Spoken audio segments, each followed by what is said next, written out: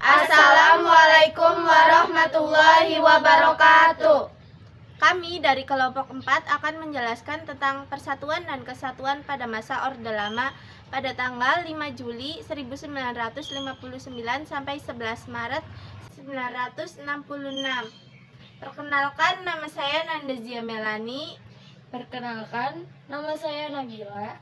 Perkenalkan, nama saya Nurmawati. Perkenalkan, nama saya Nur Afija. Perkenalkan, nama saya Febrilianti. Saya Najma Rahimah Mutmainah. Selamat menyaksikan.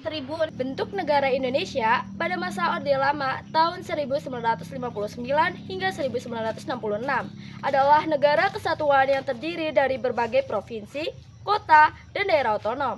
Negara kesatuan adalah bentuk negara di mana wewenang legislatif tertinggi dipusatkan dalam suatu badan legislatif nasional. Bentuk pemerintahan Orde Lama adalah presidensil dengan Presiden Soekarno sebagai kepala negara dan kepala pemerintahan.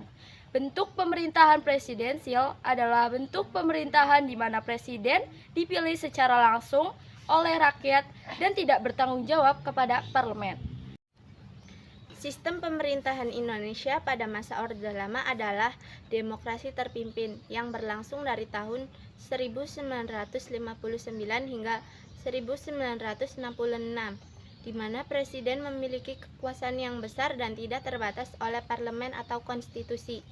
Presiden Soekarno mengeluarkan dekret Presiden 5 Juli 1959 yang menetapkan kembali Undang-Undang Dasar 1945 sebagai konstitusi negara dan membubarkan parlemen yang dianggap tidak efektif.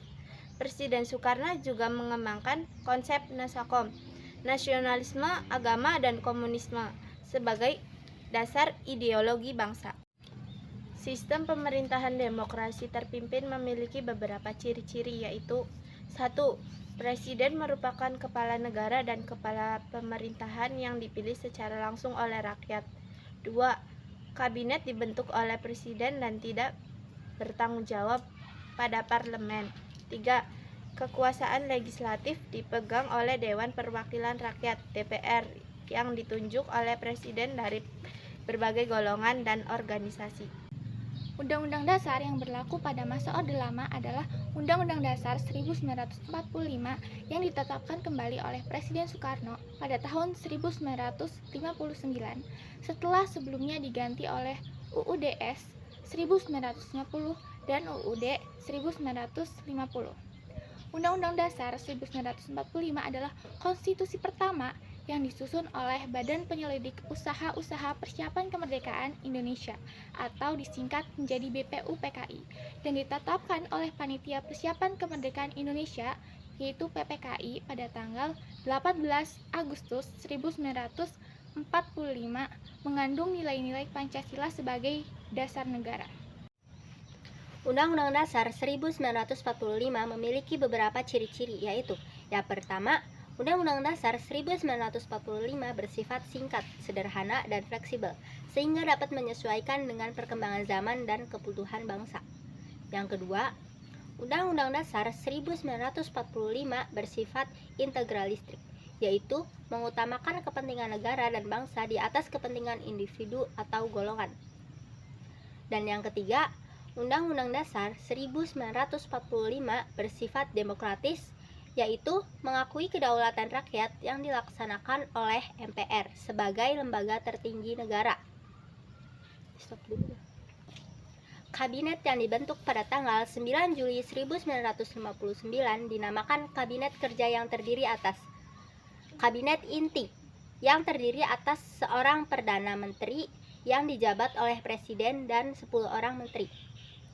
Yang kedua, ada menteri-menteri ex officio, yaitu pejabat-pejabat negara yang karena jabatannya diangkat menjadi menteri. Pejabat tersebut adalah Kepala Staf Angkatan Darat, Laut, Udara, Kepolisian, Negara, Jaksa Agung, Ketua Dewan Perancang Nasional, dan Wakil Ketua Dewan Pertimbangan Agung. Yang ketiga, ada menteri-menteri pemuda sebanyak 60 orang.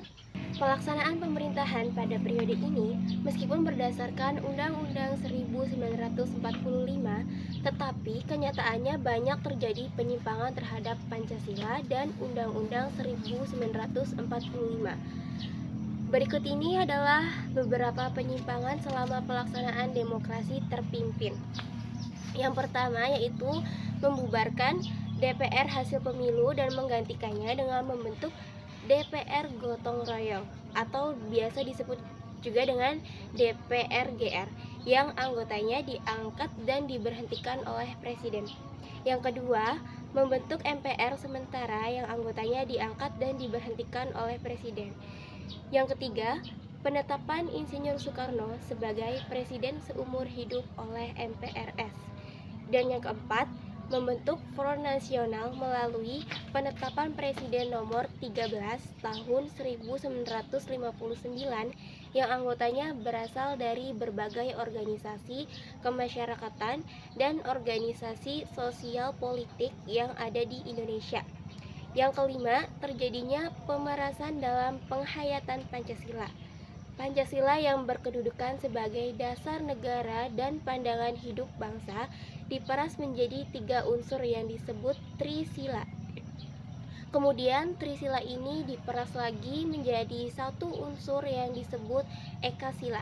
Ekasila inilah yang dimaksud dengan Nasakom atau nasionalis, agama, dan komunisme. Gagasan Nasakom inilah yang memberi peluang bangkitnya Partai Komunis Indonesia atau PKI. Hal tersebut dimasukkan dalam UU RI nomor 18 tahun 1965 tentang pemerintah daerah. Semua unsur Nasakom termasuk di dalamnya, PKI harus diperhatikan dalam penunjukan unsur pimpinan Dewan Perwakilan Rakyat Daerah. Jadi, bila di suatu daerah hanya ada seorang tokoh PKI, ia harus diikutsertakan sebagai pimpinan DPRD apabila ia menjadi anggota DPRD di satu daerah. Hal inilah yang membuat PKI mendapatkan posisi yang strategis, bahkan dominan. Karena merasa mempunyai posisi yang kuat, PKI melakukan pemberontakan pada tanggal 30 September 1965 yang menewaskan 7 orang perwira TNI Angkatan Darat. Ada beberapa gerakan separatisme pada masa Orde Lama. Yang pertama, ada pemberontakan PRRI atau Premesta tahun 1958 sampai 1961 yang dipimpin Mr. Syarifuddin yang menentang kebijakan sentralistik pemerintahan pusat. Pemberontakan ini terjadi di Sumatera dan Sulawesi yang mendapat dukungan dari Amerika Serikat. Pemberontakan ini berhasil dipadamkan oleh pemerintah dengan bantuan dari TNI dan rakyat. Yang kedua, ada pemberontakan RMS tahun 1950 sampai 1963 yang dipimpin oleh Chris Somokel yang mendeklarasikan kemerdekaan Republik Maluku Selatan dari Indonesia. Pemberontakan ini terjadi di Maluku dan mendapat dukungan dari Belanda. Pemberontakan ini berhasil dipadamkan oleh pemerintah dengan bantuan dari TNI dan rakyat. Yang ketiga, ada pemberontakan DITII tahun 1969 sampai 1962 yang dipimpin oleh Kertosuwiryo yang ingin mendirikan negara Islam Indonesia. Pemberontakan ini terjadi di Jawa Barat, Aceh, Sulawesi Selatan, dan Kalimantan Selatan dan mendapat dukungan dari sebagian kelompok Islam. Pemberontakan ini berhasil dipadamkan oleh pemerintah dengan bantuan dari TNI dan rakyat. Sekian dari kelompok kami, lebih dan kurangnya mohon dimaafkan. Wassalamualaikum warahmatullahi wabarakatuh. Terima kasih.